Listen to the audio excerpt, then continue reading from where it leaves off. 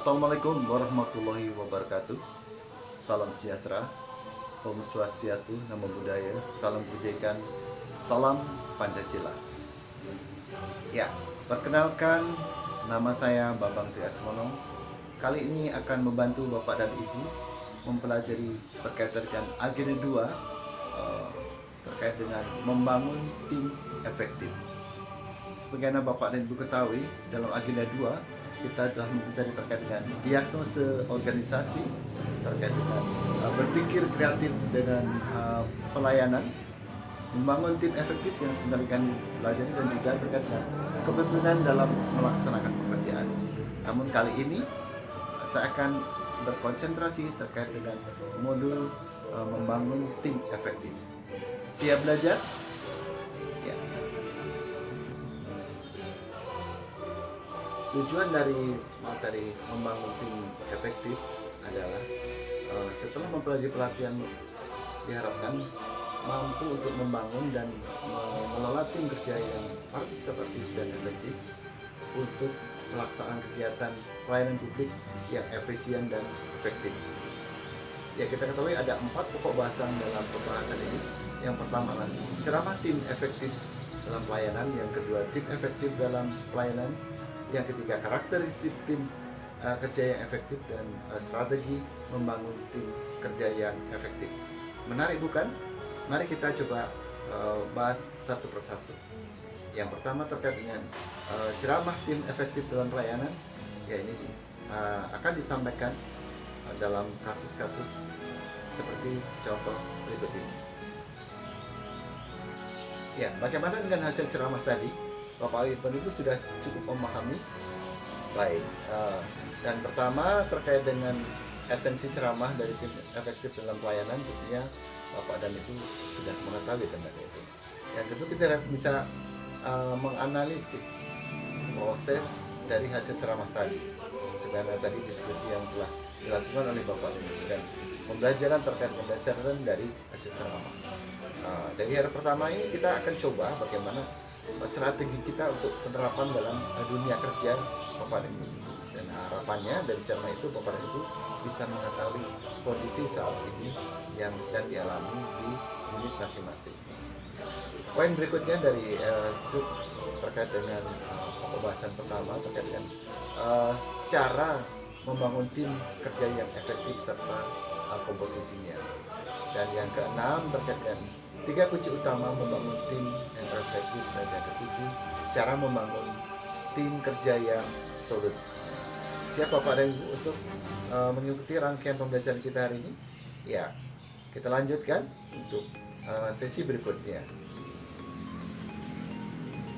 Baik, setelah kita melakukan energizer, marilah kita akan ikuti rangkaian pembelajaran hari kedua ini terkait dengan tim efektif dalam pelayanan.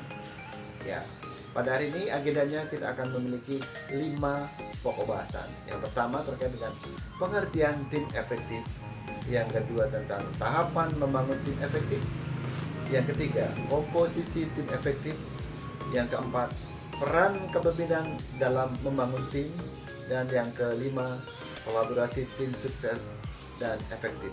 Menarik bukan? Mari kita coba ikuti sesuai dengan pokok bahasan dan juga dari agenda bahan bacaan yang telah Bapak Ibu pelajari.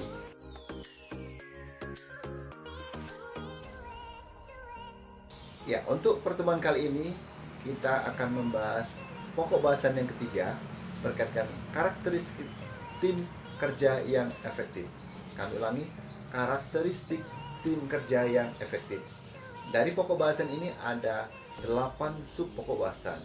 Mudah-mudahan rangkaian dari pagi sampai sore nanti kita akan mampu mengulas satu persatu dari pokok bahasan tersebut. Yang pertama terkait dengan tujuan tim yang jelas dan menggugah. Dan yang kedua, struktur tim yang berorientasi hasil. Yang ketiga akan belajar terkait dengan tim yang komplement. Yang keempat, komitmen bersama dalam tim. Yang kelima, iklim bersama yang kondusif. Yang keenam, struktur terkait dengan standar ukuran keberhasilan tim. Yang ketujuh, dukungan dan penghargaan eksternal. Yang kedelapan berkaitan dengan kepemimpinan yang berprinsip. Ya, kemudian rangkaian dari pokok bahasan tadi yang jumlah 8 bisa kita lalui satu persatu. Mari kita ikuti.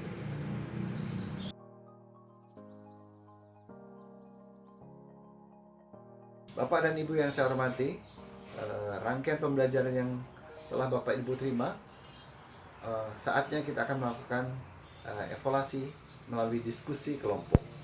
Diskusi kali ini harapannya Bapak dan Ibu akan terbagi menjadi 4 kelompok.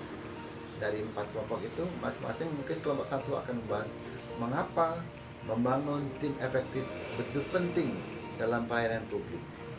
Kelompok 2, apa tujuan membangun tim efektif? Kelompok 3, apa karakteristik tim kerja yang efektif? Dan keempat, bagaimana strategi menemukan tim efektif? Harapannya masing-masing kelompok nanti akan menyampaikan hasil paparannya dan dipresentasikan secara bergantian 4 kelompok yang ada. Siap Bapak Ibu untuk berdiskusi? Silahkan, selamat berdiskusi.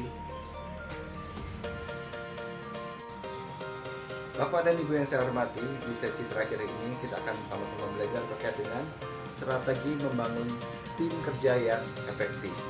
Ya, rangkaian dari pokok bahasan ini ada 7. Ya. Yang pertama, strategi menyusun tujuan tim. Yang kedua, strategi menyusun struktur tim. Yang ketiga, strategi mewujudkan tim komponen. Yang keempat, strategi meningkatkan komitmen tim. Yang kelima, strategi membangun kerjasama kondusif. Yang keenam, strategi meningkatkan standar keberhasilan. Dan yang terakhir, yang ketujuh adalah strategi meningkatkan dukungan pihak luar.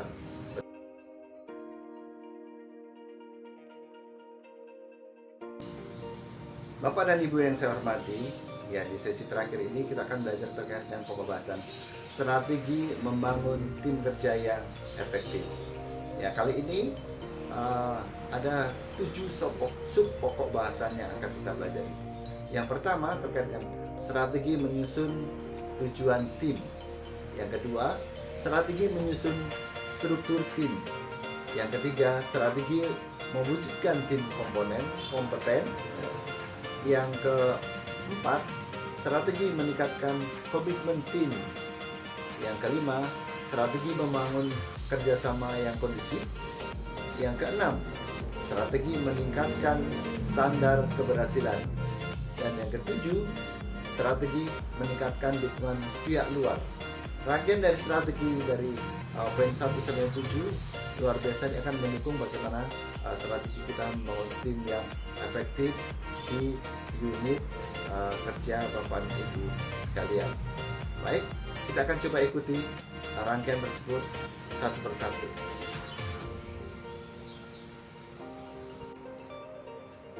Ya, dari rangkaian pembelajaran kita membangun tim efektif dapat kita simpulkan ada 5 poin. Yang pertama, adanya tujuan yang jelas dari setiap tim kerja.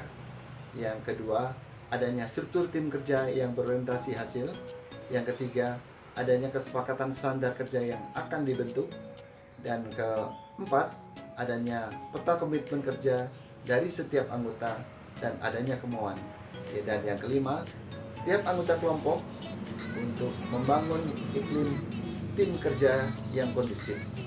Ya, semoga harapannya dari rangkaian pembelajaran dari sejak awal sampai dengan akhir dari 4 pokok bahasan telah Bapak dan Ibu pahami, dan mudah-mudahan ini memberikan manfaat yang luar biasa buat Bapak dan Ibu dan juga buat unit kerja Bapak dan Ibu untuk mendukung bagaimana membangun tim yang efektif. Demikian yang bisa kami sampaikan terkait dengan pembelajaran tim efektif pada agenda 2 PKP kali ini. Kurang lebihnya mohon maaf, dan kita akhiri dengan billahi taufik hidayah. Wassalamualaikum warahmatullahi wabarakatuh. Salam sehat. Kita bisa. Terima kasih.